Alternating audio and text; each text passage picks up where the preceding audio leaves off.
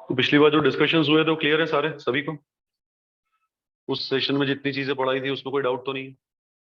नहीं, ठीक।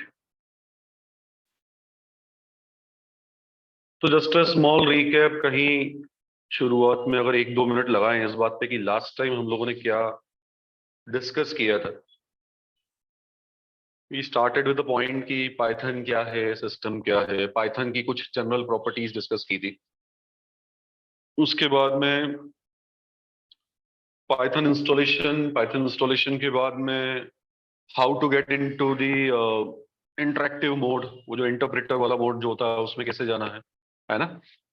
Then few basic operations we applied there, arithmetic operations वगैरह कुछ करके देखे थे वहां पर। वेरिएबल्स, वी अंडरस्टूड कि वेरिएबल्स क्या होते हैं, वो कॉन्सेप्ट्स थोड़े से डिस्कस किए थे। Then we observed drawback there of the interactive mode कि अगर मल्टीपल लाइंस एक साथ मुझे एग्जीक्यूट करनी है तो वो I would be able to execute it there. उसके लिए फिर हम कहीं जो है स्क्रिप्ट बनाने गए थे, है ना, स्क्रिप्ट मोड में गए थे। स्क्रिप्ट बनाने के लिए भी हम लोगों ने फिर एक एडिटर की तलाश करी, क्योंकि स्क्रिप्ट बनाऊंगा कहाँ, कोई तो जगह हो, लिखूंगा कहाँ। तो उसके लिए भी यूज्ड नोटपैड दैट डे।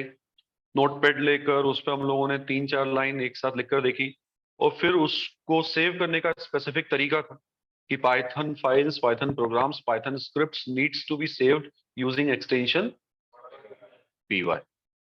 उसके बाद में स्क्रिप्ट सेव तो वहां हो जाएगी, लेकिन उसको एग्जीक्यूट करना है, रन करना है, तो उसके लिए we again came back to the interactive mode. वहां पे आके फिर उसको रन करने के लिए वी यूज मल्टीपल वेज, कई तरीके हमने यूज किए थे। डॉस प्रॉम्प्ट से हमने सीधे पाइथन के साथ में उसको यूज किया था, और इंटरेक्टिव मोड से फिर हमने उसको इम्पोर्ट के साथ यूज किया था, और exec एग्जीक्यूट कमांड जो होती है उसके साथ भी यूज किया था। इस तरीके से वी वर कॉलिंग और executing the script within the Python session. Fine. ठीक है।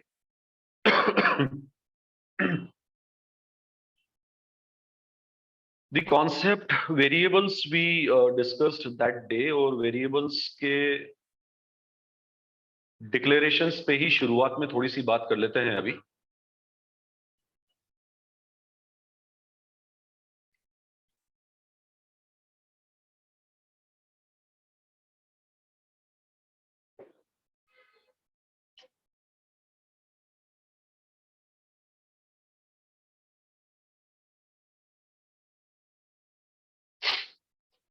कुछ नहीं, कुछ बेसिक चीजें हैं। जब आप पाइथन की स्क्रिप्ट लिखते हैं, मतलब अब जो मैं टर्मोलॉजीज या वर्ड्स यूज कर रहा हूं, वो मैं इस बात का ध्यान में रखते हुए करूंगा कि ये वर्ड्स या टर्मोलॉजी हम पिछले सेशन में ऑलरेडी डिस्कस कर चुके हैं, कुछ भी नया बातचीत में नहीं आएगा, राइट।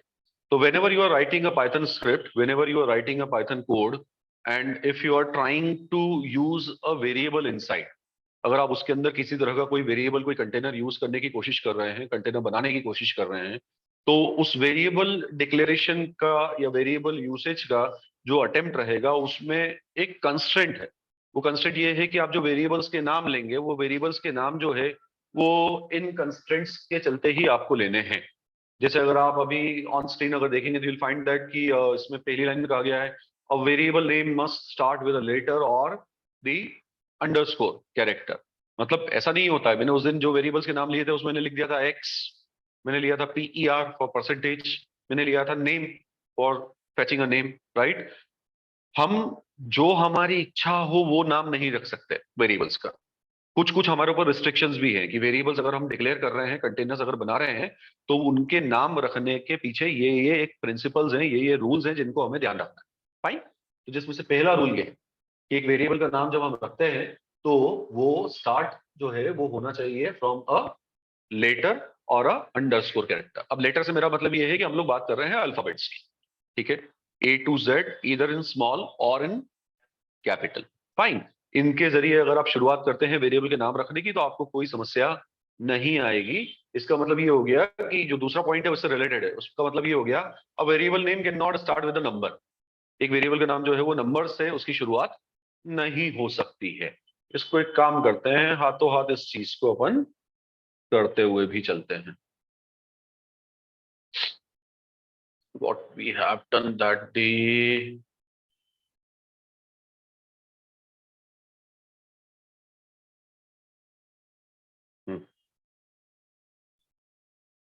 क्या कर रहे थे कमांड प्रॉम्प्ट पे? Python to get into that mode, right? X equals to 10 works for us, where x is a variable that we discussed that day। इसकी वैल्यू क्या है? 10, right? इसका मैं टाइप भी चेक कर सकता हूं, किस टाइप का है ये वेरिएबल? इंटीजर टाइप का है, right? If suppose I try to define a variable this way, 1 var is equals to 20 and I tried saving it, तो मुझे यहाँ पर एक समस्या मिलेगी and that problem is invalid decimal literal, या कुल मिला के यहाँ पर I am not able to declare define a variable with this name. ठीक है, तो जो वहां पे हमारा पॉइंट था, जो 2 पॉइंट शुरुआत के लुके हुए थे, वो यहाँ जस्टिफाई होते हैं कि जब भी कोई वेरिएबल में बनाने की कोशिश करूंगा तो इसका नाम जो है वो आप नंबर से शुरू नहीं कर पाओगे। आपको उसे शुरू करना है या तो आपके कैरेक्टर के साथ, कैरेक्टर मतलब या अल्फाबेट के साथ, इधर फ्रॉम अंडरस्कोर। ठीक है, अब अगर मैं अंडरस्कोर ले लूं, underscore var is equals to 20, तो दैट विल वर्क ऑस। ये हमारे लिए बिल्कुल बढ़िया काम करेगा, इसमें कोई समस्या नहीं। तो this is a constraint associated while declaring और naming the variables. Fine. A variable name can only contain alphanumeric characters and underscores।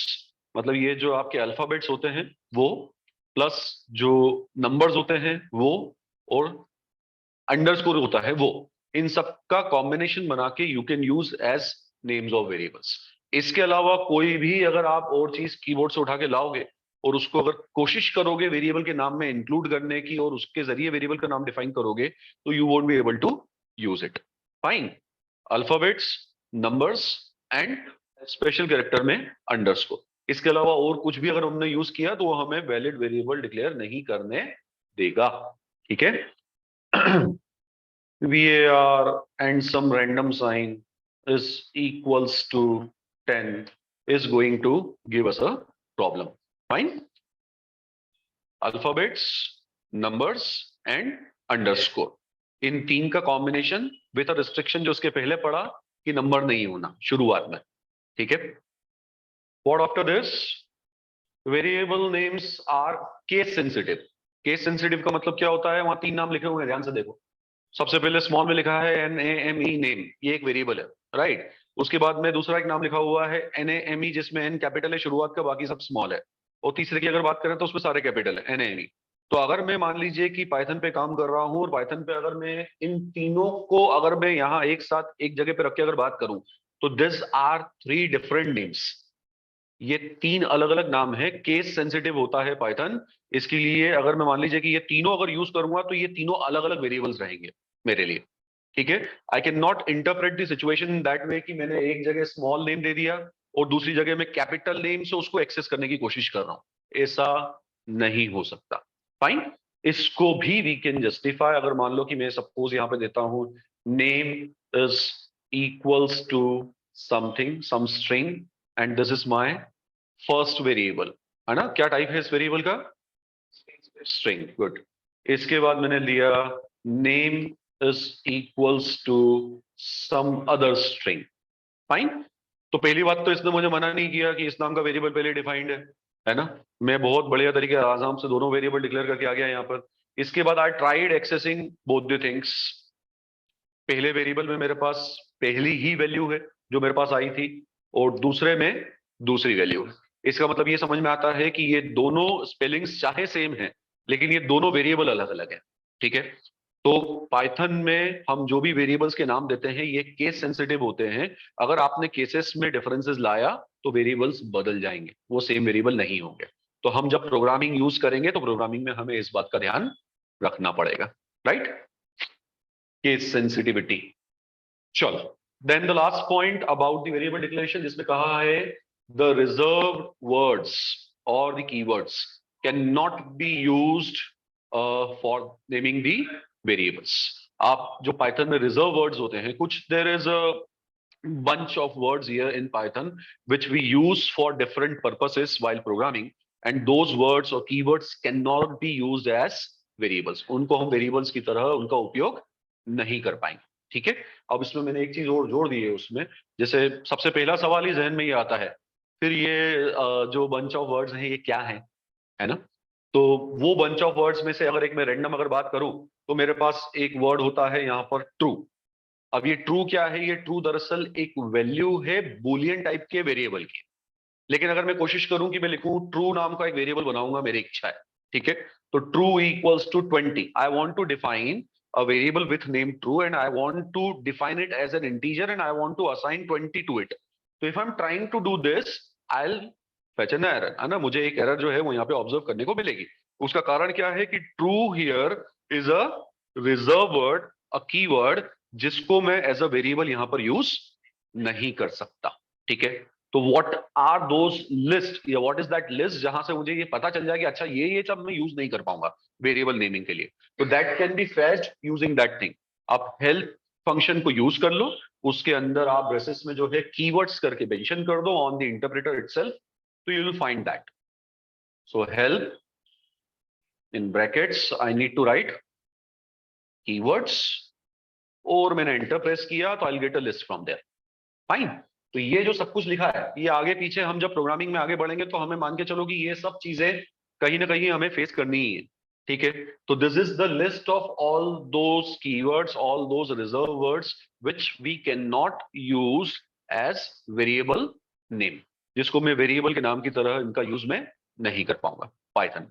ठीक, तो these are all restrictions. This restrictions we must take care of while creating Python scripts, while creating Python programs, while declaring variables. ठीक है, got it? चलिए, so right after that, now again coming to a basic thing, when we are into scripts, हम जब scripts में हैं और scripts में हम लोग मान लीजिए कि कोई प्रोग्राम, एक छोटा सा प्रोग्राम बना रहे हैं, तो प्रोग्राम में अमूमन जो एग्जीक्यूटेबल स्टेटमेंट्स होते हैं, उन एग्जीक्यूटेबल स्टेटमेंट्स के साथ साथ में कुछ ऐसी लाइंस भी हम लिखते हैं जो हम चाहते हैं कि यार इनका एग्जीक्यूशन ना हो लेकिन ये प्रोग्राम में हो। अब ये लाइन क्या होती है, ये लाइन क्यों यूज होती है? इन लाइन को कमेंट्स कहा जाता है।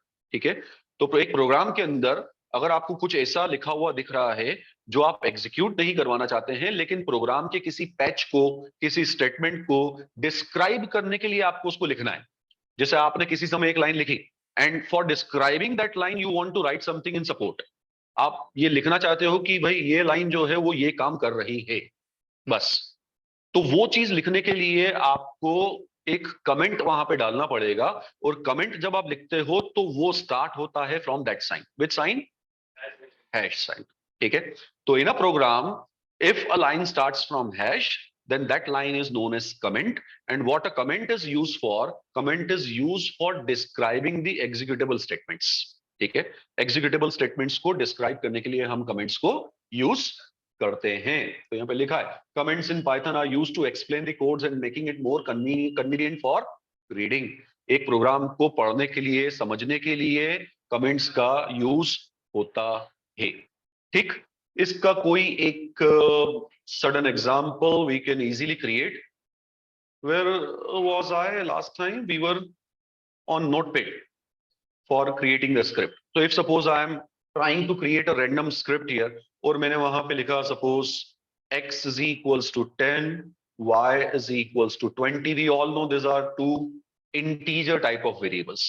ठीक है, और इसके बाद फिर मैंने लिखा print, और print के साथ अंदर ब्रेसेस में दे दिया summation of two things, and those two things are x plus y, x and y.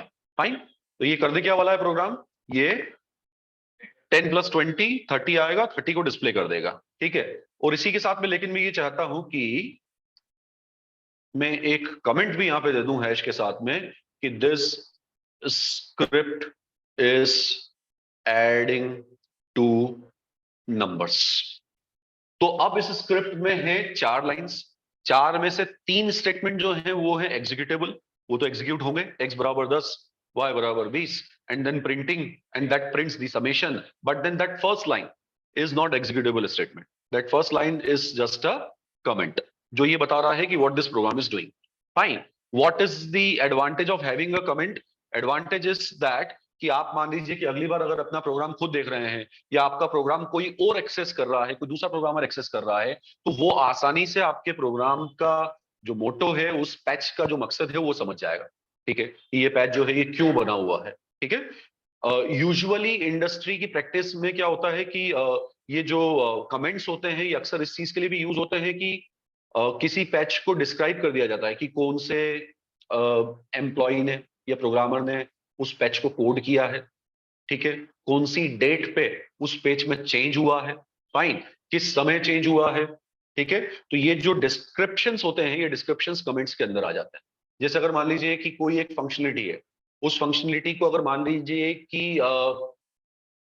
23 नवंबर को बदला गया, ठीक, उसमें एक बदलाव किया गया, तो जिस समय आप एज अ प्रोग्रामर उसमें चेंज कर रहे होंगे, उस चेंज को प्रोग्राम में करने के साथ साथ में आप उसके साथ साथ में कमेंट डाल दो उसके ऊपर, और वो कमेंट में आप ये चीज लिख दोगे कि this code has been amended by so and so, नाम नहीं, एम्प्लॉय आईडी, ठीक है, by so and so, and the functionality has been amended this way, कोई एक डिस्क्रिप्शन। तो उससे क्या होगा कि अगर मान लीजिए कि आज से 3 महीने बाद अगर मान लो उसी पैच को फिर से अमेंड करना पड़ा, तो उसमें पीछे एक हिस्ट्री रहेगी। वो हिस्ट्री ये रहेगी कि भाई इस पैच को पिछली बार कब टच किया गया था, किसने टच किया था, और क्या पर्पस था उसको टच करने के पीछे। ठीक है, तो कमेंट्स काफी हेल्पफुल होते हैं, ये जो नॉन एग्जीक्यूटेबल स्टेटमेंट्स होते हैं, ये काफी मददगार होते हैं प्रोग्रामिंग प्रैक्टिसेस में। ठीक है, so this code needs to be saved, थोड़ा सा हमारा रिवीजन भी होता हुआ चल रहा है। This code needs to be saved and I will save it using some extension, and that extension will be py। तो temp.py करके मैं यहां पर इस स्क्रिप्ट को नाम दे रहा हूं, मैं इसे सेव कर रहा हूं, और सेव करने के साथ साथ में I try calling it. Calling के लिए we discuss few way that day, and out of which one was execute. ठीक है, and I went back there, I used execute with the script name, and it got executed। 10 plus 20 that becomes 30। Comment का कोई role ही नहीं है, comment सिर्फ comment है जो कि हमारे स्क्रिप्ट के अंदर रहेगा। ठीक है, तो this is what you call comment, and this way we can use it. This is the advantage of using comment. हालांकि एक बहुत छोटा एलिमेंट है प्रोग्राम का समझने के लिए, पर लेकिन इंपॉर्टेंट है। ठीक है, अब आखिरी लाइन अगर इसमें देखें इसी स्क्रीन पे, तो हमें दिख रहा है for multiple line comment we can use this apostrophe sign. ठीक है, वो सिंगल अपॉस्ट्रोफ जो है कंटिन्यूअसली 3 बार अगर लगाते हैं, तो वो हमें ये फ्लेक्सिबिलिटी देता है कि हम मल्टीपल लाइन कमेंट भी यूज कर सकते हैं वहां पर। दो multiple line comments use this way as well, जैसे मैं यहां पर इसी प्रोग्राम में अगर एक बदलाव कर दूं, this script is adding 2 numbers, और मैं यहां लिख दूं the numbers are predefined in the script, fine, और उसके बाद मैंने लिखा both the numbers are integers। तो actually I had 3 lines here and I commented all of them, और मैं चाह रहा था कि अब जो है इसके साथ ही मैं आगे बढ़ूं। I saved it, I went back there, I tried executing that। Execution तो वही होना है, बट देन अब कमेंट्स में 3 लाइन इंस्टेड ऑफ 1। इसका अल्टरनेट जहां हम आ रहे थे, तो instead using this way we can do one thing here, and that thing is, ये जो बार बार हैश लगाना पड़ रहा है, इसे मैं नहीं लगाऊं, और इसके बदले में मैं वहां पर सिंगल अपॉस्ट्रोफ लगा लूं शुरुआत में और केवल लास्ट में। ठीक है, ऐसा अगर कर देता हूं तो इस केस में ये मल्टीपल लाइन कमेंट हो जाता है, और वो बिल्कुल वैसे ही काम करेगा जैसे कि हमारा प्रीवियस केस कर रहा था। ठीक है, तो अगर मान लीजिए कि 10 लाइंस हैं, बड़ा डिस्क्रिप्शन है, तो 10 लाइंस पे मैं बार बार हैश नहीं लगाऊंगा, मैं स्टार्ट करूंगा triple single 3 repetitions of the single apostrophe से और खत्म भी उसी पे करूंगा, ठीक है। ये लाइन प्रिंट नहीं होगी, ये लाइन प्रिंट हो सकती है अगर आप कोड को प्रिंट करो, ठीक है। ये लाइन एग्जीक्यूट नहीं होती, तो दोनों में डिफरेंस है, दोनों शब्दों में। हाँ, सोर्स कोड के अंदर है, मतलब इसको आप हाँ, आप सवाल को समझो। अगर सवाल ये पूछा जाएगा कि ये लाइन प्रिंट नहीं होगी क्या, तो इसका जवाब है कि जब आप अगर सोर्स कोड का ही प्रिंट आउट निकालने चले हो तो ऑफ कोर्स प्रिंट होगी, क्योंकि वो तो उस स्क्रिप्ट का हिस्सा ही है, राइट। लेकिन अगर आप पूछोगे ये लाइन एग्जीक्यूट होगी क्या, तो उसका जवाब है नहीं, एग्जीक्यूट नहीं होगी। उसका काम डिस्क्रिप्शन दिखाना है, उसका काम एग्जीक्यूट होना नहीं है। Fine, printing is something else and executing is something else. And इस प्रिंट शब्द को जो हम हमारी स्क्रिप्ट के अंदर प्रिंट फंक्शन के जरिए जो प्रिंट करते हैं उससे रिलेट नहीं करना है हमें। That print is different.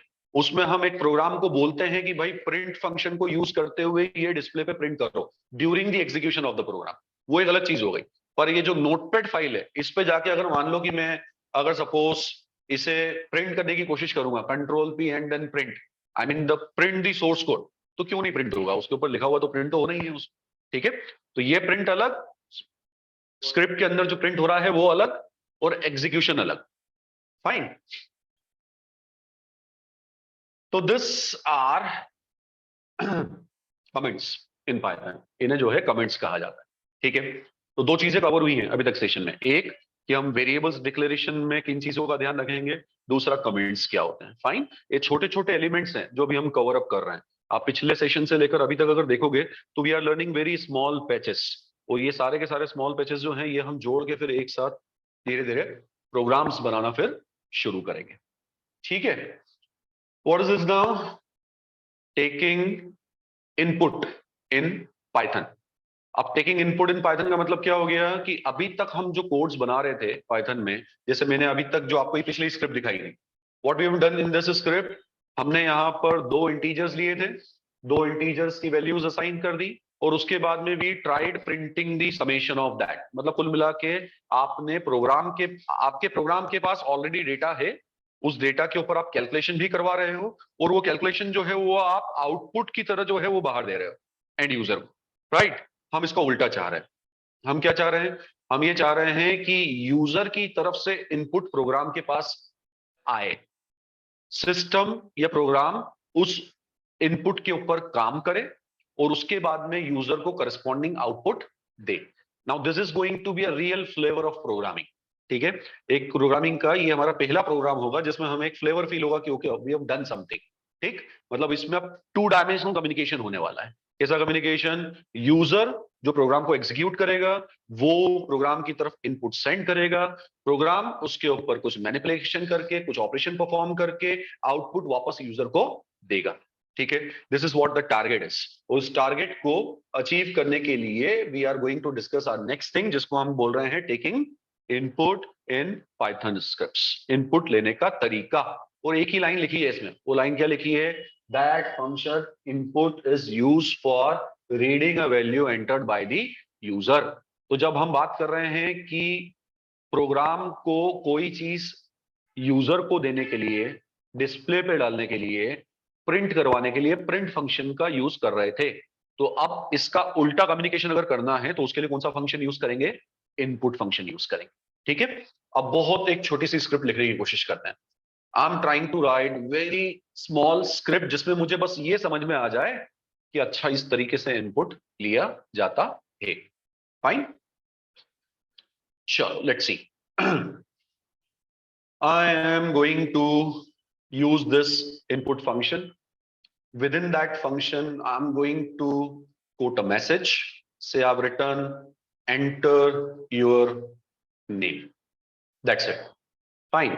मतलब ये इनपुट फंक्शन को यूज करने का तरीका कि इनपुट के साथ ब्रैकेट के अंदर मैंने वो मैसेज लिख दिया है which I want to get displayed when this program executes. जब ये प्रोग्राम एग्जीक्यूट होगा, ठीक है, तो सबसे पहले ये ऑन स्क्रीन आएगा, और उस स्क्रीन पे उस मैसेज के साथ में जो है ये बोला जाएगा यूजर को कि ये इंफॉर्मेशन दो। फाइन, तो इनपुट के साथ में एज आर्ग्यूमेंट, एज पैरामीटर हम क्या देते हैं, हम देते हैं वो डिमांडिंग मैसेज जिसके जरिए हम उस डेटा की मांग करेंगे कि यार ये चीज अब प्रोग्राम को चाहिए।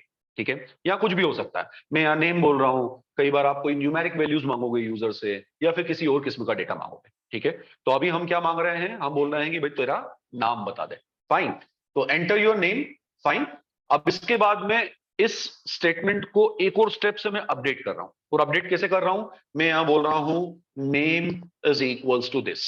अब what is that name for me, जो लेफ्ट हैंड साइड पे लिखा है, that is a variable. Very good, that is a variable of what type it would be, string of course, क्योंकि मैं एक नाम लेने की कोशिश कर रहा हूं, तो ऑफ कोर्स मेरा जो इंटेंट है वो ये है कि वो नेम जो है वो आकर नेम नाम के वेरिएबल में स्टोर हो जाए। Don't try to relate this name with this name. ठीक है, इनका आपस में कोई संबंध नहीं है। वो तो मैं बोल रहा हूं कि तेरा नाम बता, और अंदर प्रोग्राम के अंदर बोल रहा हूं कि भाई वो जो नेम आ रहा है वो name I take simple N as well, वो वेरिएबल है ऑफ टाइप स्ट्रिंग। फाइन, जब ये स्टेटमेंट एग्जीक्यूट होगा तो इस स्टेटमेंट के एग्जीक्यूशन के समय एक हॉल्ट आएगा ऑन स्क्रीन। हॉल्ट मतलब the program will wait, it will get paused. ठीक है, ये इनपुट की प्रॉपर्टी है, जब इनपुट एग्जीक्यूट होता है तो उस समय स्क्रीन रुक जाती है। ऑफ कोर्स रुकेगी क्योंकि वो वेट कर रही है यूजर का इनपुट देने के लिए। फाइन, तो system will halt here, screen रुकेगी, वेट करेगी जब तक कोई यूजर इनपुट एंटर ना कर दे। ठीक है, इस स्टेटमेंट के एग्जीक्यूशन के बाद जब आप आगे बढ़ेंगे अगली लाइन को एग्जीक्यूट करने के लिए, देखते हैं हम वो क्या करने वाले हैं। अगली लाइन को एग्जीक्यूट करने के लिए उस समय एन के अंदर वो वैल्यू होगी जो यूजर एंटर करेगा। ठीक है, मतलब जब ये स्टेटमेंट एग्जीक्यूट होकर आगे बढ़ेगा तो what you will be having in this variable, the thing that user is giving. ठीक है, तो यूजर जो भी वहां पे कीबोर्ड पे लिखेगा वो जाके कहां सेव हो जाएगा, वो जाके एन में सेव हो जाएगा। ठीक है, and we are just trying to check whether user whether the content is there in an or not that user entered. Fine, तो ये बहुत छोटा प्रोग्राम है, इसमें हम बस ये सीख रहे हैं कि किस तरीके से इंफॉर्मेशन आ रही है या नहीं आ रही है। फाइन, तो एक स्टेटमेंट चलाया, एन में उस स्टेटमेंट को, उस इंफॉर्मेशन को फैच किया, और उसके बाद में we are trying to print the same value, that's it.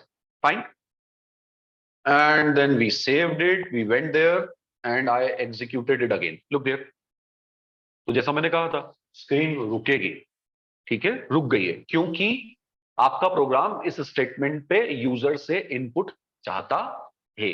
Fine, I need to give a string here that I have given, I pressed enter. जैसे ही मैं एंटर प्रेस करूंगा तो आप प्रोग्राम के फ्लो को भी समझो। आपको अगर एक प्रोग्रामर बनना है तो आपके दिमाग में आपके प्रोग्राम के लिखे हुए स्टेटमेंट्स जो हैं उन स्टेटमेंट्स का एग्जीक्यूशन आपको साथ साथ में आपके चलना चाहिए। तो अभी I am on statement number 1 जहां पर ये हॉल्ट आया है। राइट, जैसे ही मैं एंटर प्रेस करूंगा यहां पर स्टेटमेंट 1 का एग्जीक्यूशन खत्म। ये जो नाम मैं यहां दे रहा हूं ये कहां चले जाएगा, एन में। राइट, और अगला स्टेटमेंट क्या है, प्रिंट एन। तो इसका मतलब ये है कि जैसे एंटर प्रेस करूंगा तो स्क्रीन पे ये नाम दिखना चाहिए। फाइन, तो I pressed enter and I got that name there. Hmm, बिल्कुल बिल्कुल बिल्कुल ऐसा ही है। कहीं भी जब आप कोई भी ऑनलाइन सॉफ्टवेयर यूज करते हो, किसी वेबसाइट पे काम करते हो, कहीं भी जब आप काम करते हैं, कोई इंफॉर्मेशन जब आप उनको देते हो, तो वो इंफॉर्मेशन जहां भी वो टेक्स्ट बॉक्स में, डायलॉग बॉक्स में जहां भी आपसे ली जाती है, उस इंफॉर्मेशन को वो प्रोग्राम जो है ले जाकर कुछ वेरिएबल्स में सेव करता है पीछे। और फिर जब आपको, अगर मान लीजिए कि उस पेज के बाद में, अगर मान लीजिए कि अगर आप सरप्राइज तो होते नहीं हो कि आपने जब एंटर कर दिया तो अगली बार लॉग इन करने के बाद में बोलता है हेलो सो एंड सो, आपका नाम। तो वो सो एंड सो क्या है, वो सो एंड सो एक्चुअली वो वेरिएबल में स्टोर्ड वैल्यू है जो वो हेलो के साथ में क्लब कर रहा है। ठीक है, तो दैट इज वेरिएबल्स वैल्यू। और वो हेलो जो है वो फिक्स्ड है, तो वो हेलो सतीश भी हो सकता है, हेलो सौरभ भी हो सकता है, एंड हेलो समथिंग एल्स भी हो सकता है। ठीक है, तो हेलो फिक्स्ड है, वो वाला पार्ट जो है वो वेरिएबल वाला पार्ट है जो कि प्रोग्रामर लेके आ रहा है, जो यूजर ने उसको दिया है। हम भी कर सकते हैं, हमारे प्रोग्राम को ले जाके जो है हमने थोड़ा सा अपडेट कर लिया। इसके साथ में एक चीज और सीख जाएंगे कि प्रिंट के अंदर वेरिएबल्स और लिटरल्स एक साथ कैसे यूज करते हैं। ठीक है, तो आपने जैसे ही नेम दिया, इसके बाद मैंने यहाँ पे लिखा एपोस्ट्रोफ में हेलो। फाइन, और हेलो लिखने के साथ में मैंने लगा दिया इसके बीच में plus. Look there, look at that statement now. उस स्टेटमेंट को अगर मैं ध्यान से देखूं तो अभी तक हम क्या करते आए थे, याद करो। जब हमने लिखा था this is our first statement, this is our second statement, this is our third statement print के अंदर, तो हम क्या करते थे, कोट्स के अंदर लिखते थे सब कुछ। ठीक है, इसमें सिंगल डबल कोट्स दोनों काम करते हैं। अभी तक अपन ने क्या यूज किया था, जो भी है दोनों काम करेंगे इसमें। तो अभी तक हम लोगों ने क्या किया था, अभी तक हम लोगों ने इसके पहले के कुछ प्रोग्राम्स में ये वाली चीज देखी हुई है कि प्रिंट के साथ में अपोस्ट्रोफ में अगर कुछ दे दिया है तो that is a string literal. मैं पिछली बार भी वर्ड यूज कर रहा था लिटरल, ठीक है, this is a string literal, right. और ये स्ट्रिंग लिटरल जो है, इसको अगर मैं क्लब कर दूं विथ वेरिएबल जो मेरे पास अभी आया है, तो साफ ही दिख रहा है यार कि एक हेलो प्रिंट होने वाला है, और वो प्लस बोलता है कि इसके साथ में वो जो वेरिएबल की वैल्यू है वो कॉन्केट हो जाएगी। ठीक है, कॉन्केट हो जाएगी। तो let's use proper words here, क्या हो जाएगी, कॉन्केट हो जाएगी। Fine, add add word will use with numeric values.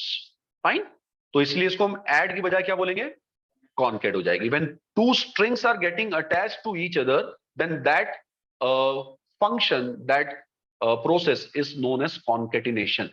ठीक है, उसे कॉन्केटिनेशन कहा जाता है और ये कॉन्केट हो जाएगी। फाइन, तो let's save this and let's try re-executing the same statement. So what's your name? My name is this, and system is saying that hello Satish. ठीक है, still I'm finding something fishy there. दोनों के बीच में मुझे एक space चाहिए थी, वो स्पेस अपन वहां पे लगा सकते हैं, उसमें कोई खास बात नहीं। यहाँ गए और यही एक स्पेस लगा दी लिटरल के साथ ही, and that white space that I've given there is also a character, mind you. Fine. So HELLO, that's inclusion of space probably will make this thing more presentable. Fine. तो इससे मुझे ये भी पता चला, अच्छा ओके, स्पेस भी दी जा सकती है, space is also a character that can be used there. Fine, तो इस प्रोग्राम के साथ में या इस स्क्रिप्ट के साथ में we learn a very basic thing, and that thing is how to provide input in a program, है ना, how a program will get input from the end user। ठीक है, एंड यूजर से इनपुट जो है वो एक प्रोग्राम कैसे लेगा। ठीक है, उसके बाद में प्रोग्राम के ऊपर है, आपकी फंक्शनलिटी के ऊपर है कि आप उस इनपुट को, उस आई हुई इंफॉर्मेशन को कैसे यूज कर रहे हो, कहां यूज कर रहे हो। ठीक, तो अभी तक के पढ़े गए फंक्शंस में फिर एक सेकंड का रिकैप है। अभी तक के पढ़े गए स्टैंडर्ड फंक्शंस में हमने कौन कौन से फंक्शंस देखे हैं, हमने देखा है प्रिंट, हमने देखा है इनपुट, हमने उस दिन देखा था type as well. Type is for fetching कि किस टाइप का आपका वेरिएबल है। ठीक है, चलिए गुड देन। एक सिचुएशन, हाँ बोलो, CONCAT, यस, कॉन्कैट। एंड इस प्रोग्राम के साथ में और इनपुट फंक्शन के ही साथ में मैं एक चीज और जोड़ लेता हूं। Let's create a situation here. हम यहाँ पे एक सिचुएशन क्रिएट कर रहे हैं, हम कोशिश कर रहे हैं एक प्रोग्राम बनाने की, और वो प्रोग्राम क्या है, again I am trying to create a program and that program is for say adding two numbers. ठीक है, बहुत ही बेसिक चीज है, लेकिन इस बार I am bit more ambitious, and this time I don't want to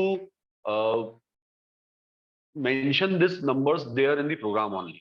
मैं चाह रहा हूं कि ये दो नंबर जो है मुझे कौन दे, यूजर दे। बस, बहुत बढ़िया। मैं चाह रहा हूं कि ये दो जो नंबर्स हैं ये मैं यूजर से ले लूं और उसके बाद में उसका समेशन उसको प्रोवाइड करूं। फाइन, अब वो यूजर हो सकता है 10 और 20 दे दे, 20 और 20 दे दे, या फिर कोई और जो नंबर आएंगे उनको ऐड, आपके प्रोग्राम की फंक्शनलिटी है कि उसको ऐड करके उसको वापस एंड यूजर को प्रोवाइड करना है। ठीक, क्या करेंगे, ऐसा एक रफ अगर अपन एक इसमें स्टेप वाइज अगर बात करें तो what will I do,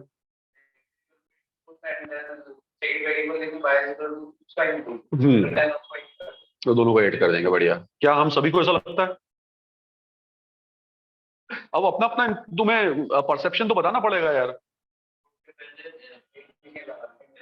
int लगाएंगे, ऐसा क्यों? शाबाश, पढ़ा हुआ है मतलब। X is equals to input, and then in apostrophe we will say enter first number, and then we will close this. उसके बाद में I'll repeat this thing since I want two numbers from the user, और फिर मैंने कहा यहाँ पर enter second number, अभी मैं हाल फिलहाल वो चीज नहीं कर रहा हूं जो आपने मुझे कही थी, since I intentionally want to behave this program a different वे।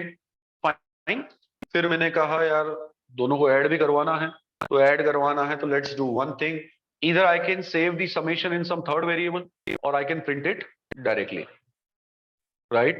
मतलब मैं चाहूं तो ऐसा कर दूं, z is equals to x plus y, एक तीसरा वेरिएबल ले लिया, उसमें दोनों का समीशन जो है वो सेव करवा दिया, और फिर मैंने कहा प्रिंट z, राइट? तो वैसे फर्स्ट व्यू में सब कुछ ठीक दिख रहा है कि इनपुट के साथ में मैसेज आने वाला है एंटर फर्स्ट नंबर, वहां पे हम पहला नंबर एंटर कर देंगे, वो जाके एक्स में सेव हो जाएगा। फिर आएगा एंटर सेकंड नंबर, ठीक है, वहां हम दूसरा नंबर एंटर कर देंगे, वो जाके वाई में सेव हो जाएगा। उसके बाद अगला स्टेटमेंट बोल रहा है, जो तीसरा वेरिएबल पिक्चर में लेके आ रहा है, जेड बराबर एक्स प्लस वाई, दोनों का समेशन होगा, वो समेशन होकर जेड में सेव हो जाएगा, और सबसे आखिरी में प्रिंट जेड हो जाएगा। फाइन, इसको मैं सेव कर रहा हूं। वैसे आप लोगों ने अभी कोई बात बोली थी, इसका मतलब ये कि कास्टिंग वगैरह आपकी पड़ी हुई है यहाँ पर, आप यहाँ मतलब मेरे ख्याल से आप उसी बैच में हो ना, ये 3-4 दिन से यहाँ बैठ रहे थे बच्चे, तो ये देख लिया होगा शायद तुम लोगों ने पहले।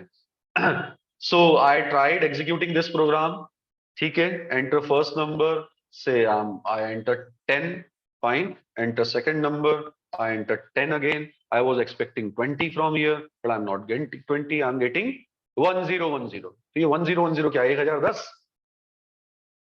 10 धन 10, 10 plus 10 is 1010. चलो, I retried executing the same. I entered 999 first, then 888, and then I'm getting 999888. इन दोनों को देखकर, इन दोनों एग्जीक्यूशन को देखकर ये समझ में आ रहा है कि यहाँ पे दोनों नंबर्स का समेशन नहीं हो रहा है, पहले नंबर को दूसरे नंबर के साथ में कॉन्केट किया जा रहा है, ठीक है।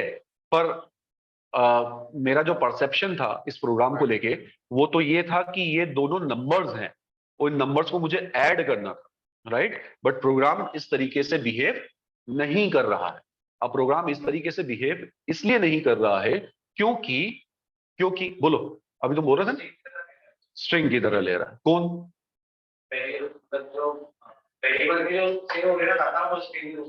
ऐसा क्यों?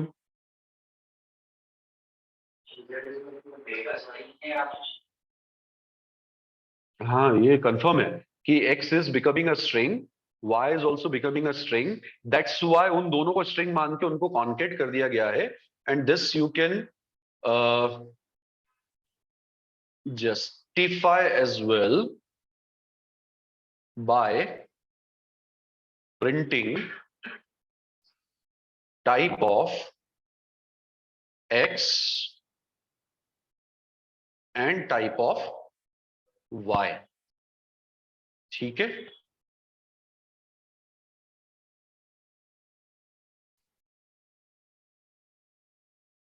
लुक देयर, तो जो दो नंबर्स हम ऐड कर रहे हैं जिनका टाइप मेरे हिसाब से इंटीजर होना चाहिए, वो इंटीजर नहीं है सिस्टम में, वो क्या है? स्ट्रिंग है। और चूंकि वो दोनों स्ट्रिंग्स हैं, दैट्स व्हाई उनके ऊपर जब प्लस ऑपरेशन अप्लाई हुआ तो they got concatenated instead of summation added, right? प्रश्न तो इतना सही हो तो तुमने बिल्कुल सही बोला कि इसके आगे आईएनटी लगा देंगे, answer is there with you. मैं तो सिर्फ ये पूछ रहा हूं कि ये स्ट्रिंग क्यों है। हाँ, बाय डिफॉल्ट स्ट्रिंग लेता होगा। हाँ, लेता होगा कि देता होगा? देता होगा। मतलब व्यू है तो ले रहा है कि दे रहा है?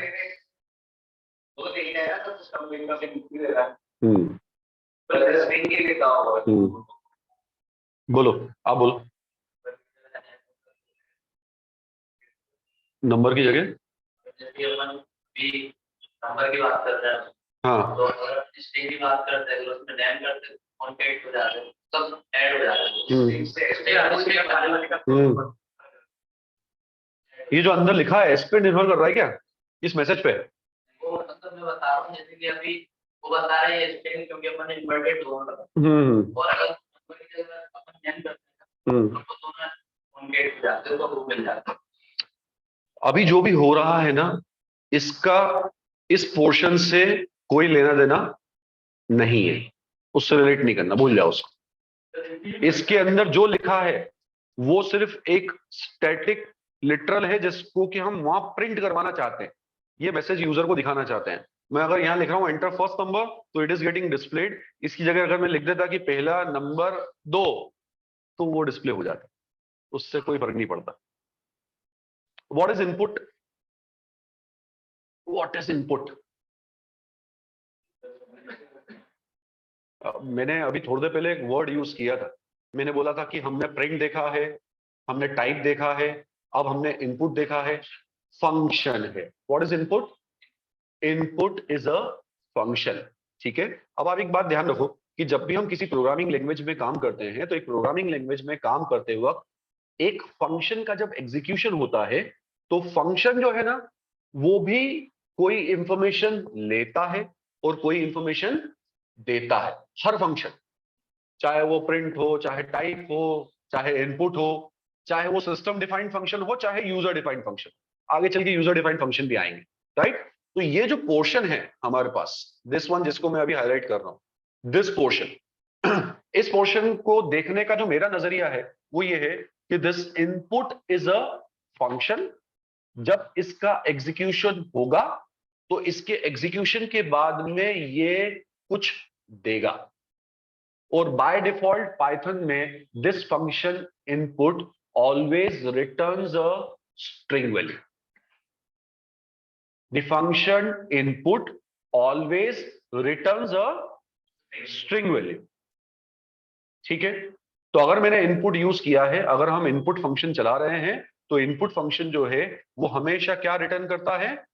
स्ट्रिंग रिटर्न करता है। फाइन। और ये जो हम लगाते हैं ना, x इक्वल्स टू, अगर मान लो कि तुम इस वाले पोर्शन को समझना चाहते हो, उस स्टेटमेंट के इस पोर्शन की, what is this x equals to, तो इसका मतलब ये होता है कि वो जो फंक्शन रिटर्न करेगा, तो उसको कैच कौन करेगा? उसको कैच करेगा x। तो try to understand that statement. Input is going to throw something and x is going to catch it, right? So input is a function which is going to return, and by default it always returns a string, and that x is going to catch that string. So if I am saying that ki why always string, so our answer, our more competent and technical answer is that input function by default always returns a string. Input function जो है, it always returns a string, and that returning value we are catching it into a variable, and that variable is x. Fine. तो अब we are in a situation, वो situation ये है कि user से input तो लेना ही है। अब इनपुट लेना है और नंबर के टर्म में लेना है और उसको बाद में ऐड करना है। We can not add two strings. Fine. तो इसी की सिचुएशन में हम क्या करते हैं, हम यहाँ पे ये जो आप अभी मुझे सॉल्यूशन बता रहे थे कि इस इनपुट के आगे जो है वो INT लगा देते हैं। ठीक है, if not this I can do something else as well.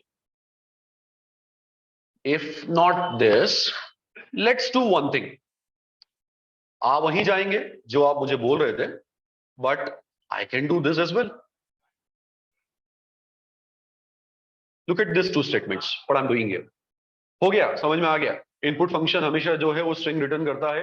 वो स्ट्रिंग्स जो है, दो strings got caught by X and Y. So after those two statements, शुरुआती दो statements X and Y carries two strings.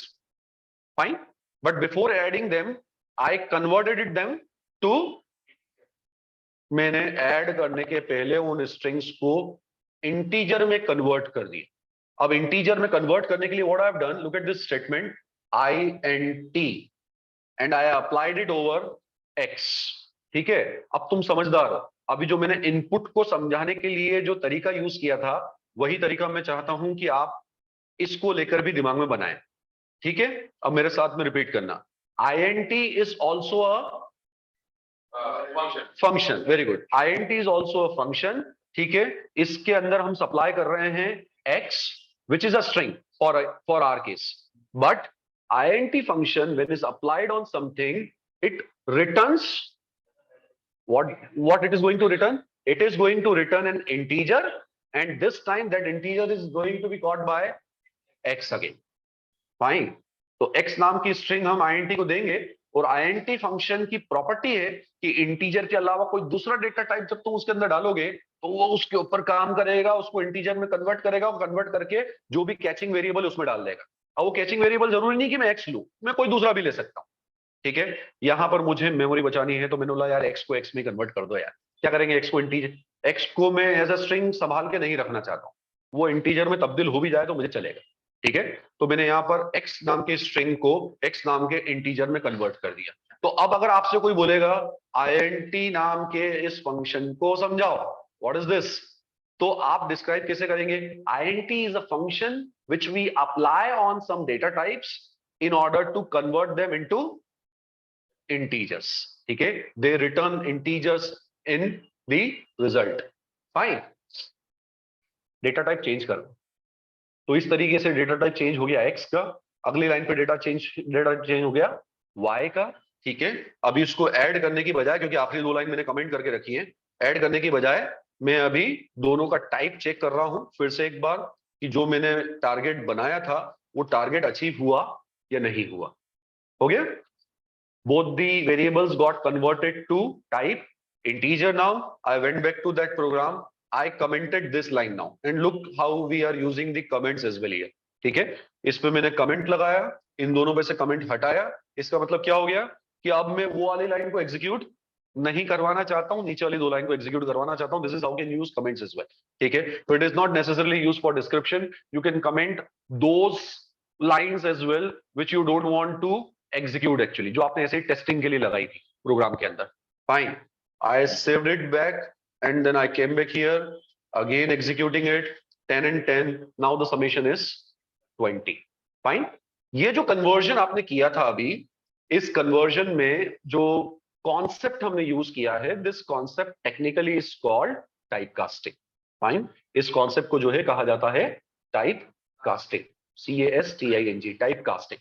Type casting का मतलब होता है कि when a certain data type, ठीक है, is not supporting the operation that you want and you converted the data type using this kind of functions. Fine, इसे क्या कहा जाता है? Type casting. अब थोड़ा इसको ऑप्टिमाइज कर देते हैं। टाइप कास्टिंग में ये जो मैंने दो लाइन लिखी है मैं यहां से इसको हटा देता हूं, क्योंकि इसी टारगेट को अचीव करने के लिए एक और तरीका है। वो तरीका क्या है कि ये आईएनटी जो है मैं यही लगा दूं ऊपर, जो आप मुझे शुरुआत में बोल रहे थे वो मैंने कर दिया। तो कुल मिलाकर हम जो अभी करके आए हैं उसमें और उसमें कोई अंतर नहीं है, ये वही चीज है। ठीक है, बस क्या हो गया, इतना पोर्शन जब एग्जीक्यूट होगा, इनपुट एंटर फर्स्ट नंबर, तो ऑब्वियसली बात है कि ये स्ट्रिंग रिटर्न करेगा और फिर उसके बाद में कौन सा फंक्शन पिक्चर में आ जाएगा? आईएनटी पिक्चर में आ जाएगा, जो उस स्ट्रिंग को इंटीजर में कन्वर्ट कर देगा और फाइनली किस में सेव हो जाएगा? एक्स में। तो उसको वहां से अंदर से आप पढ़ना शुरू करो। सबसे पहले इनपुट पिक्चर में आया, उसने एक वैल्यू रीड करी, उसने रिटर्न किया स्ट्रिंग, लेकिन उस स्ट्रिंग के ऊपर ही हमने लगा दिया int in order to do the type casting and finally a integer is getting stored into x, right? तो एक ही लाइन में हमारा काम हो गया और प्रोग्राम का बिहेवियर जो है वो यथावत बना रहा, उसमें कोई बदलाव नहीं आया, right? So this is the way how we use concept of typecasting, how we take inputs from a user and in return we displays the output as well. हाँ बोलिए। सेपरेट मतलब?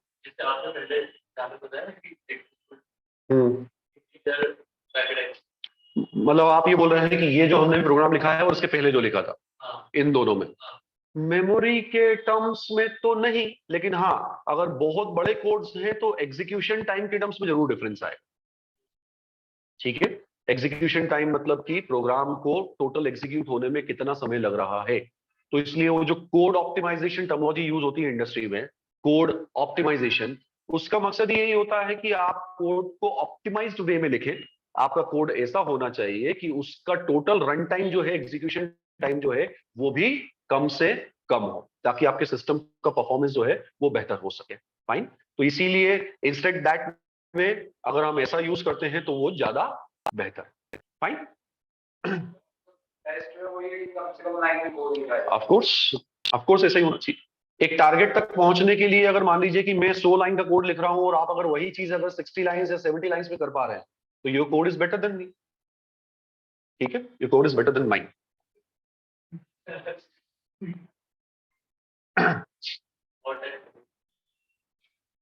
हाँ,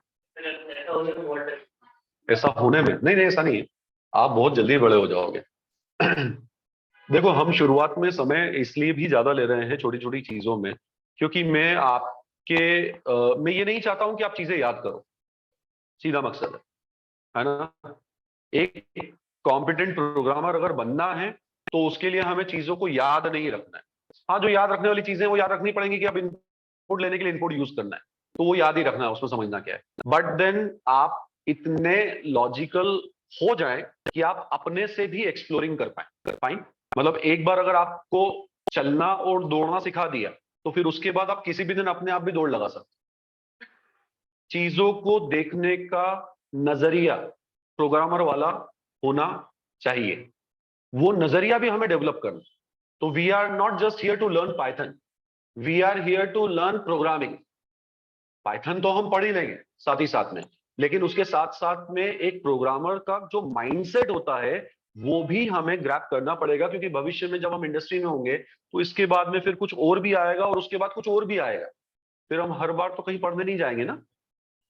तो इसीलिए हमें हमारा माइंडसेट, हमारा दिमाग उस तरीके से ग्रूम और पॉलिश करना पड़ेगा। फाइन। तो चीजों को उस तरह से देखना सीखें, ये मेरा मकसद है, इस तरीके से मैं आपको पढ़ाने की कोशिश कर रहा हूं। अगली स्लाइड वही है हमारी टाइप कास्टिंग वाली, विच वी वर डिस्कसिंग। तो टाइप कास्टिंग में what it is saying that it is a method to convert the data type of a variable to another data type. We already discussed it, right? एक data type को दूसरे data type में convert करने की method को ही type casting कहा जाता है, एज पर the requirement of the situation. फिर इसमें यह भी कहा गया है कि टाइप कास्टिंग दो तरह की होती है, और वो दो तरह की टाइप कास्टिंग के नाम भी हैं। वो नाम क्या है? Implicit and explicit. ठीक है, तो implicit and explicit type castings are two different things. Implicit में कहा गया है when system does the casting automatically, जब सिस्टम टाइप कास्टिंग खुद कर दे तो उसको क्या कहा जाता है? Implicit casting. फाइन। और अगर मान लीजिए कि प्रोग्रामर इस काम को कर रहा है कोड की रिक्वायरमेंट के लिए, सिचुएशन की रिक्वायरमेंट के लिए, तो उसे कहा जाता है एक्सप्लिसिट। तो यू जस्ट टेल मी, जो हम अभी पीछे करके आए हैं वो इम्प्लिसिट था या एक्सप्लिसिट था? वो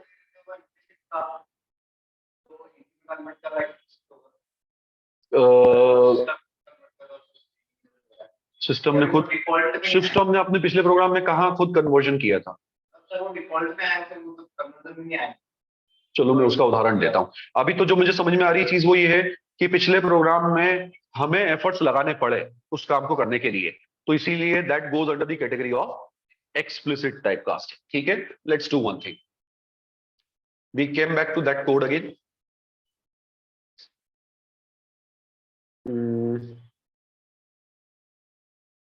चलो उसको हटाओ। x equals to 12.2. Let's print type of x. What are we going to get as output from here? Float. Good. X is 12.2. It is a floating value. If you will try to print the output of this, so it will print float, right? So at this point of time पे program में you are having only one variable. That variable is of type float. Fine. Then comes a situation, and that situation is in the same variable x with same name x, the value that they are trying to enter into x got changed, and that value is now 10, right? And we again tried printing type of x. Fine. तो x जो already 12.2 था, जो कि float type का value था, float type का variable था, इसके बाद में x जो है वो हमने 10 ले लिया और वापस उसका टाइप प्रिंट किया।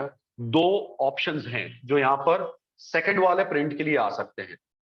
ठीक है, पहला ऑप्शन तो ये है कि क्योंकि x ऑलरेडी प्रोग्राम में डिफाइन हो चुका, किस टाइप का?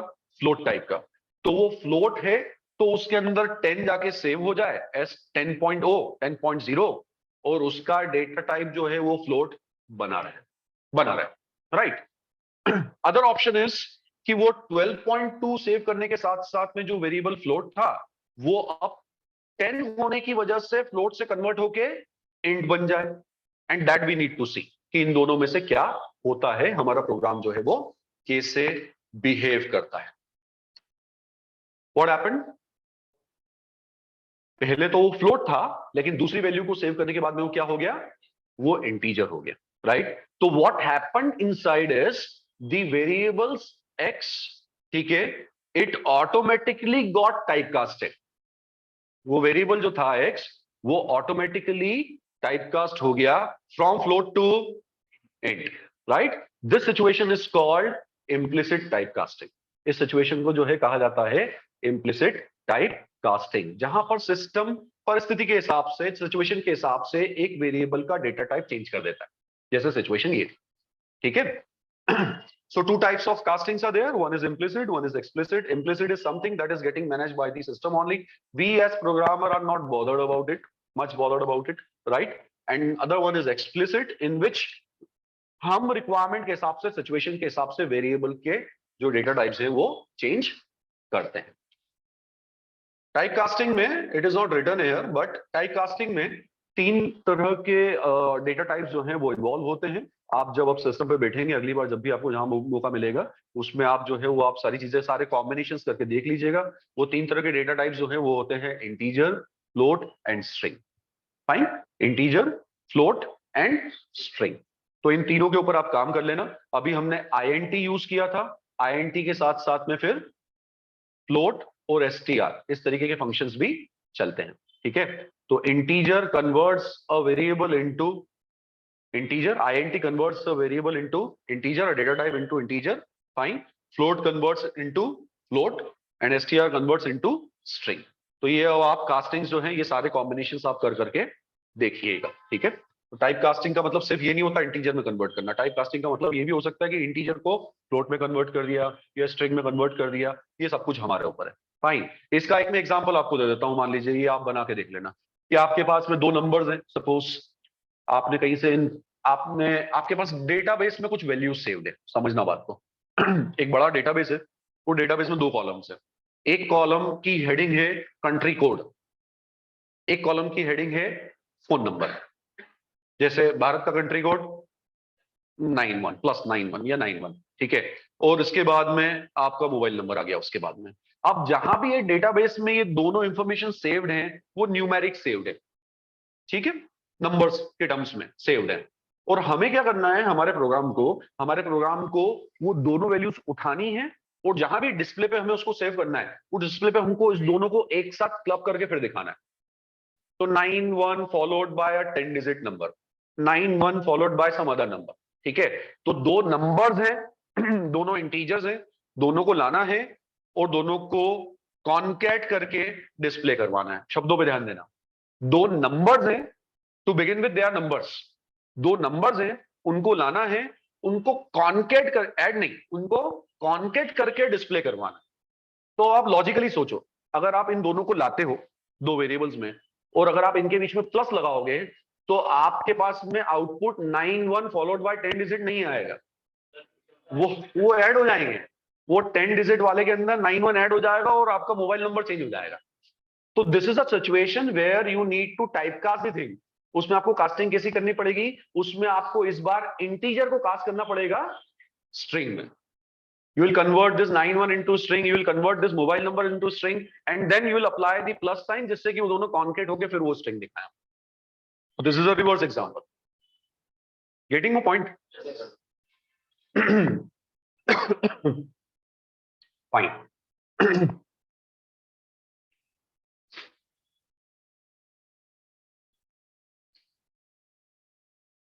चलिए ठीक है, what next?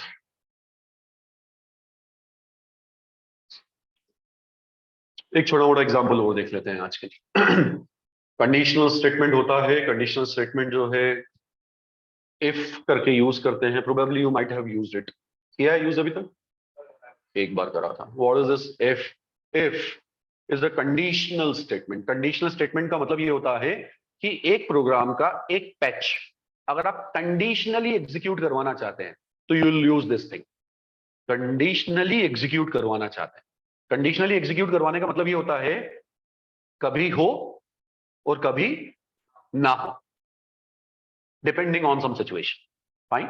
So if a patch of code requires to be executed conditionally, then we use this concept, the conditional statement. Fine.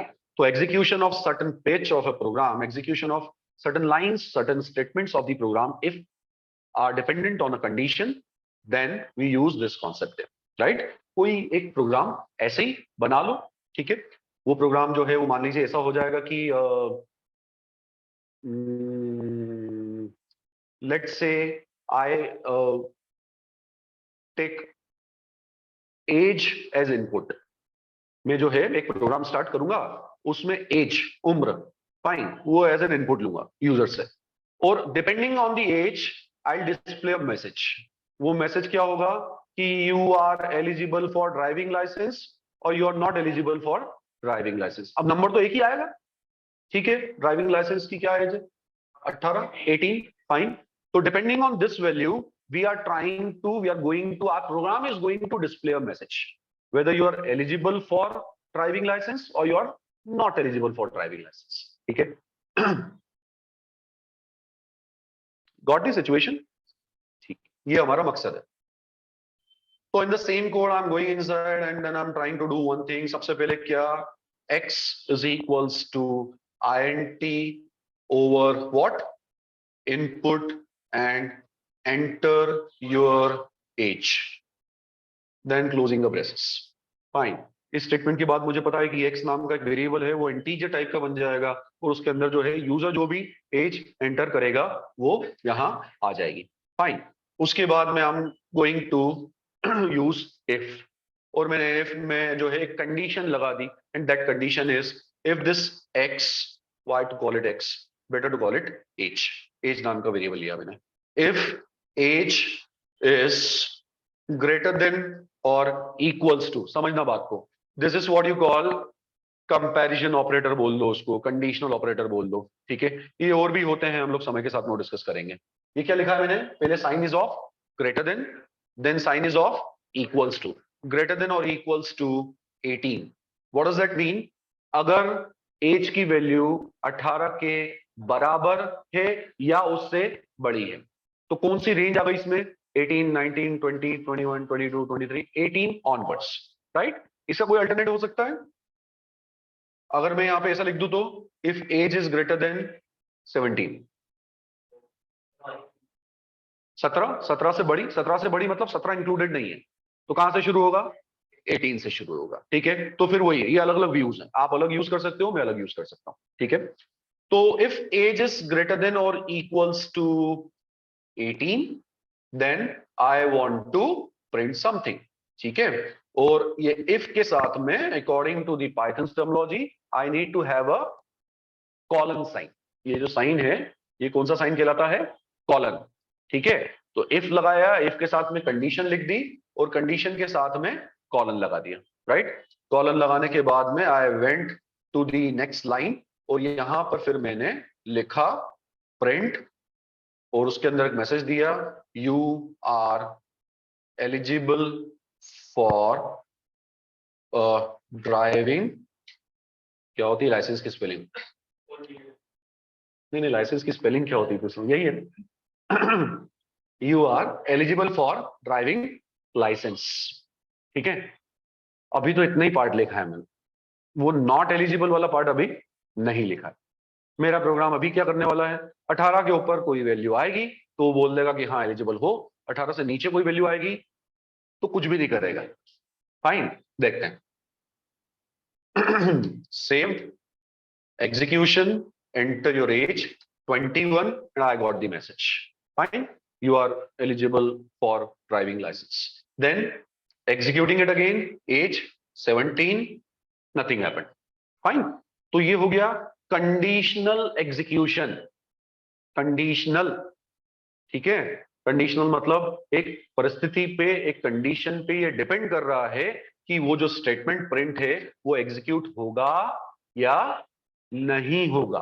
Fine, तो that's why we were calling this conditional statement. ये if को जो है इसी वजह से क्या बोला जा रहा था? कंडीशनल स्टेटमेंट, जो डिपेंड करेगा दी हुई कंडीशन के ऊपर। फाइन, बट इसको थोड़ा और बेहतर बनाना है, क्योंकि मैं चाह रहा हूं कि ये कंडीशन के जो दोनों हिस्से हैं वो इसमें कवर हो जाए, दोनों ही केसेस में मेरे पास प्रिंट होके कोई ना कोई मैसेज आ जाए। फाइन, तो एलिजिबल के साथ साथ में नॉट एलिजिबल भी आना चाहिए, तो उसके लिए we are having this second part as well. तो इफ का जो पार्टनर होता है, काउंटर पार्ट, फ्लिप साइड, वो क्या होता है? एल्स। राइट, तो जैसे ही आपका इफ वाला ब्लॉक खत्म हुआ, इफ के साथ जो आपको एग्जीक्यूट करवाना है वो वाला फेस अगर खत्म होता है, तो उसके ठीक नीचे आप क्या दे सकते हो? एल्स। राइट, और ये एल्स का मतलब क्या होता है? एल्स में दिए हुए स्टेटमेंट का मतलब क्या होता है? If the condition satisfies then execute these statements, right? If not, then these statements। else का मतलब ये है कि ऊपर वाला पैच if वाला एग्जीक्यूट नहीं हुआ, तो ये नीचे जो else वाला पैच है इसको एग्जीक्यूट करना है। तो अगर कंडीशन सेटिस्फाई होगी तो if वाला पार्ट, कंडीशन सेटिस्फाई नहीं होगी तो else वाला पार्ट। ठीक है, तो इसी तरीके से मैं जाके मेरे प्रोग्राम को कंप्लीट कर लूंगा। What will I do here? I will write here else, a colon sign again, followed by a print statement again, and that print statement I'll write it as, क्या लिखूंगा इसमें? हाँ अच्छा, okay.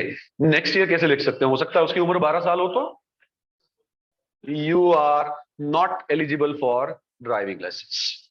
Saving it, going to our interpreter, executing age 12, then you are not eligible. ठीक है, पहला हिस्सा काम कर ही रहा था। If rechecked it, you are eligible. ठीक है, तो इफ के साथ the patches that you want to get executed if a condition passes, and else के साथ में the statements that you want to get executed if the condition fails. Fine, तो इस तरीके से इसको एक कंडीशनल ब्लॉक कहा जाता है, कंडीशनली एग्जीक्यूशन ऑफ स्टेटमेंट कहा जाता है। ठीक है, अब ये अलग अलग तरह के प्रोग्राम्स में, अलग अलग सिचुएशंस में हमें आगे चल के यूज करना पड़ेगा। हाँ बोलो। हाँ, तो इसमें अगर हम वो जो प्रिंट है वो पेज के नीचे कट हो, पहले पेज को हाँ हाँ, उसका रीजन ये बताएंगे बच्चे जो ऑलरेडी पढ़ रहे हैं फिर। अरे यार हाँ, सिंटेक्स है, इसको कहा क्या जाता है टेक्निकली? सिंटेक्स। हाँ, लूप कंप्लीट होता है, सिंटेक्स होता है, नियम होता है, कायदा होता है। इसके लिए एक शब्द है, there is a word for that, and that word is indentation. What is that word? Indentation, INDENTATION, indentation. ठीक है, what does that indentation means? Indentation का मतलब ये होता है कि अगर मान लीजिए कि आप अगर ये कंडीशनल वाला पार्ट जैसे शुरू कर रहे हैं, तो कंडीशनल वाला पार्ट जब शुरू करोगे तो ये प्रिंट अगर मान लो मैंने यहीं लगा दिया इसके साथ ही, फाइन, और इसको भी यहां लगा देता हूं, मान लो मैंने प्रोग्राम ऐसा लिख दिया, तो प्रोग्राम के लॉजिक में तो मैंने कोई डिफरेंस नहीं लाया, बिल्कुल वही प्रोग्राम है। And I saved it, and save करने के बाद में I went back there and tried executing it again, and then it has given me an error. Error बिना एग्जीक्यूशन की, और उसने लिख भी दिया आखिरी में, expected an indented block after if statement on line number 3। Line number 3 पे वो कुछ एक्सपेक्ट कर रहा है इंडेंटेशन से जोड़ते हुए जो आपने नहीं दिया है। ठीक है, तो इंडेंटेशन का मतलब ये होता है कि जब भी आप इस तरह के कंडीशनल स्टेटमेंट को शुरू करते हो, या आखिरी में जैसे आपने कॉलन लगाया, तो आपको सिस्टम को बताने के लिए, ध्यान से सुनना मेरी बात, अब बताने के लिए कि ये इफ के कंडीशन के सेटिस्फाई होने पे कितना पोर्शन आप एग्जीक्यूट करवाना चाहते हो, कितने स्टेटमेंट, 1 2 3 10 100, वो सिस्टम को कैसे पता चलेगा? तो सिस्टम को कैसे पता चलेगा? जब आप यहां पे कुछ व्हाइट स्पेसेस दे दोगे तो अगर मान लो आपने यहां पे कुछ व्हाइट स्पेसेस दे दिए, तो वो ये बताता है कि this print statement lies under if, under if. Fine, ये इफ स्टेटमेंट जो है, ये जो प्रिंट स्टेटमेंट है, ये इसके अंदर आता है, इसके स्कोप के अंदर आता है, इस ब्लॉक के अंदर आता है। क्यों हुआ ऐसा, कैसे पता चला सिस्टम को? क्योंकि आपने उसको इंडेंट कर दिया, आपने शुरुआत में कुछ इसमें व्हाइट स्पेसेस दे दी। फाइन, इसको डिफरेंशिएट करने के लिए we can do one thing. पहले तो मैं एल्स हटाऊं यहां से in order to remove some sort of confusion. मान लो कि मैंने ये स्कोप को समझ रहे हैं, नथिंग एल्स, एक प्रिंट और लगाया और उस प्रिंट को लगा के इसे यहां दे दिया, ठीक है, और इसके अंदर मैंने कुछ भी लिख दिया एबीसी सपोज।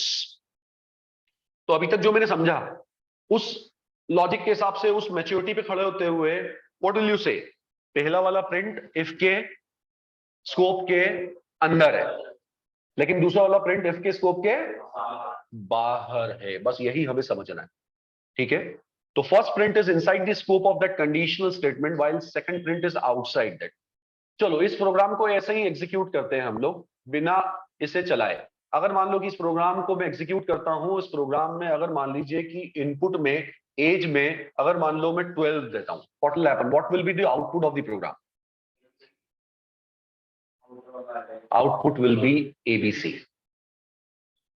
हाँ, सबसे पहले 12 फॉर एज, ठीक है, ये कंडीशन फेल हो जाएगी। अगर ये फेल होती है तो ऑब्वियस सी बात है कि इसको एग्जीक्यूट नहीं होना है प्रिंट को, ठीक है, इसको एग्जीक्यूट नहीं होना है। तो सिस्टम प्रोग्राम के फ्लो के हिसाब से इफ को छोड़ के आगे बढ़ जाएगा। अब प्रोग्राम में आगे का फ्लो कुछ तो है, तो इफ को छोड़ दिया आगे बढ़ गया, तो आगे प्रोग्राम में जो आने वाले स्टेटमेंट्स है वो एग्जीक्यूट होंगे। तो आने वाले स्टेटमेंट में क्या है? एक प्रिंट है जहां पे क्या लिखा हुआ है? ABC. That will get executed in this situation.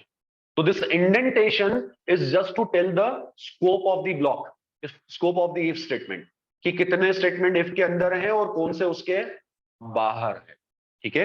And that's why we need to give this white spaces. These are mandatory to give, देना ही पड़ते हैं। 12 and we got ABC. Fine. अब indentation needs to be taken care of. How many white spaces we need to give here? That was your next question. Okay. ऐसे तो तुम बहुत smart हो यार, हर बार मैं कोई क्वेश्चन पूछूंगा तो तुम बोले we were about to ask this. Huh? How many white spaces we need to give here? Probably 1, 3. Is there any rule? 3, 4, 5, 6, 7, 8. Let's start with 1.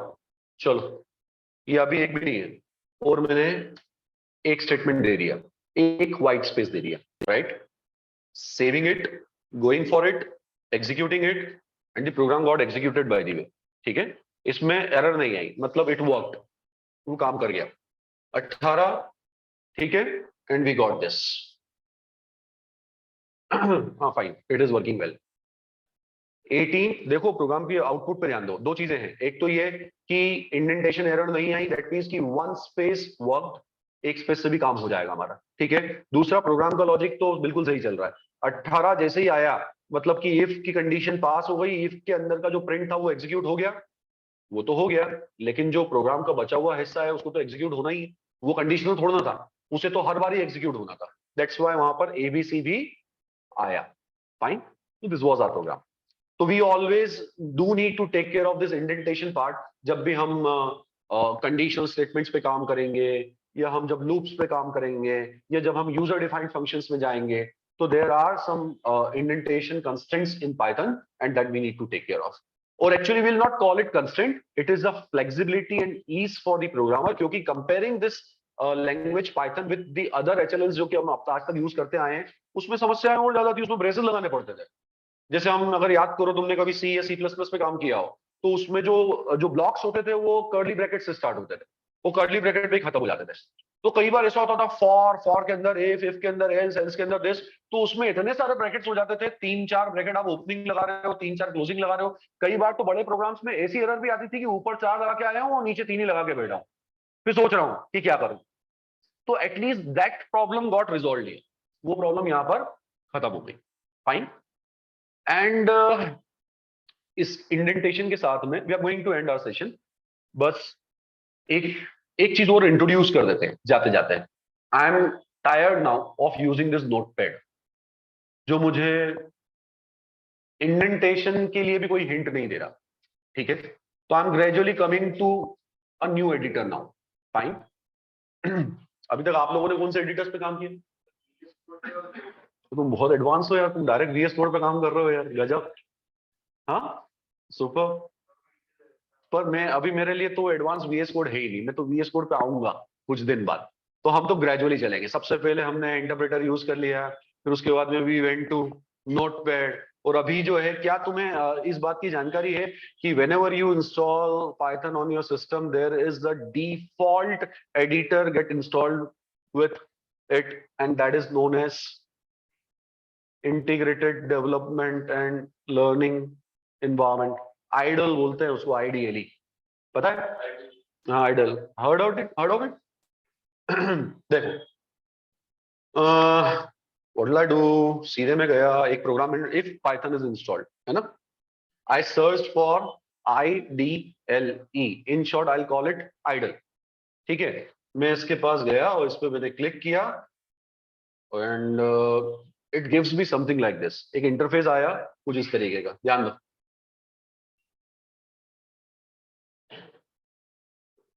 So this is the interface that I'm getting here for idle.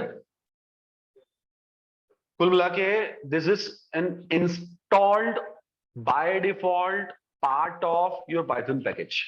ठीक है, अब इसमें अगर आप interface पे ध्यान दोगे तो वही वैसे का वैसे सब कुछ आपको दिख रहा है यार। यहाँ पे अगर आप देखोगे, you are fetching, you are observing all the same things here, है ना। वो जो अपना जो कर्सर है वो वही दिख रहा है, वो साइन वैसे ही दिख रहे हैं, है ना। इसका मतलब ये है कि ये भी हमारा पाइथन का ही एडिटर है। 1 + 2 is becoming 3, 2 + 3 is becoming 5, right. x is equals to 10, it is also working. print x, it is also working. और जो जो भी हमने वहां किया है वो सब यहाँ काम करेगा, फाइन। थोड़े एडवांटेजेस हैं इसमें हमारे पास। वो एडवांटेजेस ये हैं कि ये मेरा इंटरेक्टिव मोड है जो बाय डिफॉल्ट इसके अंदर क्लब्ड है, और इसी के साथ साथ में अब मुझे स्क्रिप्ट लिखने के लिए नोटपैड ओपन करने की जरूरत नहीं है। मैं ऐसे काम नहीं करूंगा कि एक बार वहां देख रहा हूं, फिर वापस यहाँ आ रहा हूं, फिर वहां देख रहा हूं, फिर वापस यहाँ आ रहा हूं। I am not going to do that. ये जो मैंने अभी आइडल ओपन किया है, इसमें I can see the terminal as well. इसी के जरिए I can write the scripts as well. इसी में I can save my scripts. इसी के जरिए I can run my scripts, and इसी में I can debug my programs as well, fine. तो स्मॉल एग्जांपल ऑफ दैट, ऊपर देखो, फाइल पे गए, न्यू फाइल, क्लिक किया, ठीक है, अब पॉपअप, ठीक है, अपीयर्स हियर। इस पॉपअप पे मैं गया और यहाँ पे आके जो है, I am trying writing some code, I am saving my time. मैं मेरा समय बचाने के लिए उसी कोड को यहाँ ले आया, ठीक है। समय बचाने के लिए तो ठीक है, थोड़ा सा हिस्सा इसमें वापस से कर लेते हैं, लाइक दिस। एज यूजर से पूछ ली, इफ कंडीशन लगा दी, एज के ऊपर कॉलन लगाया, अभी एंटर प्रेस करूंगा इसके बाद, और ध्यान देना कि कर्सर कहां जाएगा। एंटर प्रेस किया,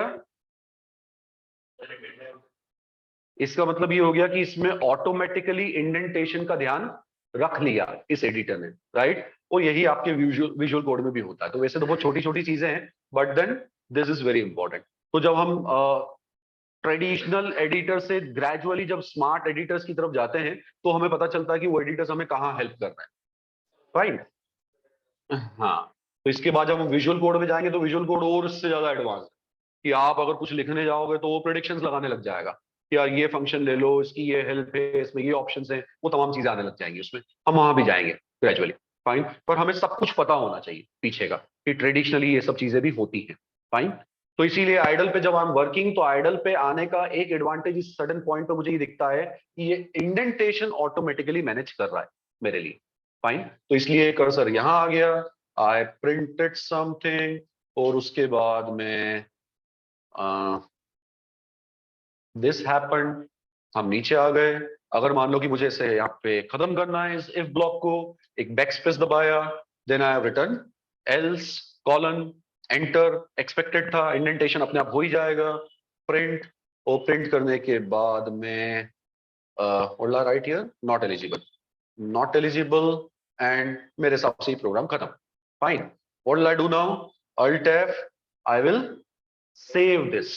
समझो, एडिटर यही लिखा, यही सेव किया, यहीं से रन करेंगे।